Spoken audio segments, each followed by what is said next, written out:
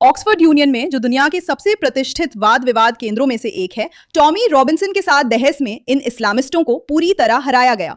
बहस का विषय था, क्या पश्चिम को इस्लाम पर संदेह करने का अधिकार है? मैं कहना चाहूंगा कि मैं यहाँ होने के बजाय इंग्लैंड का मैच देखना पसंद करता।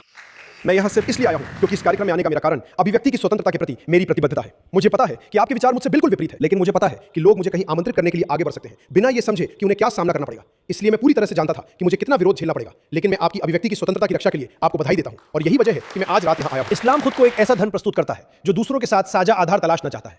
मोहम्मद कह रहे थे, आओ एक साझा बात पर आए, चलो कोई साझा आधार ढूंढते हैं। इसमें शक करने जैसी कोई बात नहीं है ना? लेकिन असली बात है, कोई साझेदार नहीं। असल में इस्लाम साझा आधार चाहता है, लेकिन वो इस्लाम ही होना चाहिए। ईसाइयों को यीशु को भगवान का पुत्र मानने से इनकार करना होगा। चलिए साझा आधार ढूंढते हैं। आप में से कितने लोग समलैंगिक हैं? आपको सच में हाथ उठाने की जरूरत नहीं है, ठीक है? कुरान में लूत की कहानी के जरिए समलैंगिकता की निंदा की जाती है और इस्लामी कानून के 5 प्रमुख मतों में से 4 मानते हैं कि इसकी सजा मौत होनी चाहिए। 24 ऐसे देशों में जहां इस्लाम राजधर्म है, समलैंगिकता पर आपराधिक सजाएं। इनमें से 8 देशों में इसकी सजा मौत है। तो मैं सोचता हूं शायद अगर आप समलैंगिक हैं तो आपको इस पर थोड़ा शक हो सकता है। ये देश है अफगानिस्तान, ईरान, कतर, सऊदी अरब, यूएई, यमन। वहां समलैंगिक होने पर आपको मार दिया जाता है। कौन इसके खिलाफ विरोध कर रहा है? जब ये देश, उनके विधायक या उनकी सरकारें हमारे देश आती हैं तो विरोध कौन करता है? बार बार यही चलता है। शानदार, अद्भुत, दिलचस्प।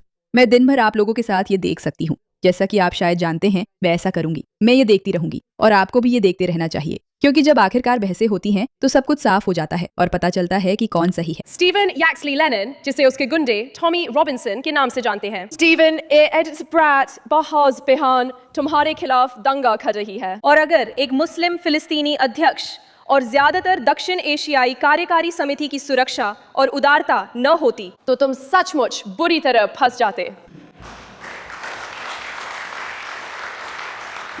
अगर आप नहीं समझे कि क्या हुआ तो बता दूं कि वो मंच पर बहस कर रही थी कि क्या पश्चिम को इस्लाम पर संदेह करना चाहिए, और उसने टॉमी रॉबिन्सन से कहा कि बाहर के इस्लामवादी प्रदर्शनकारी उसे सच में नुकसान पहुंचा सकते हैं। हे भगवान, इससे ज्यादा बेवकूफी नहीं हो सकती, लेकिन ये लोग वाकई बेवकूफ हैं। क्या हम कम से कम इस बात पर सहमत हो सकते हैं? युद्ध बंदियों की हत्या, जिनमें कम उम्र के लड़के भी थे, यहूदियों और ईसाइयों का जातीय सफाया करना उन इलाकों से, या जब मोहम्मद 53 साल के थे तब एक छोटी बच्ची से शादी करना और उसके साथ संबंध बनाना, क्या हम आज कम से कम इस बात पर सहमत हो सकते हैं? मोहम्मद इंसानियत के लिए ना तो कभी आदर्श उदाहरण थे और ना ही है, और ना ही वे नैतिक उत्कृष्टता का कोई महान उदाहरण है, बल्कि सच तो इसका उल्टा है। दोस्तों, सबसे हैरान करने वाली बात यह है कि इसे देखकर साफ दिखता है कि ये कितना स्पष्ट और सटीक है। क्या आप जानते हैं आखिरकार क्या हुआ? वे हार गए थे। इस्लामिस्ट जीत गया क्योंकि लोग इतने डरे हुए हैं।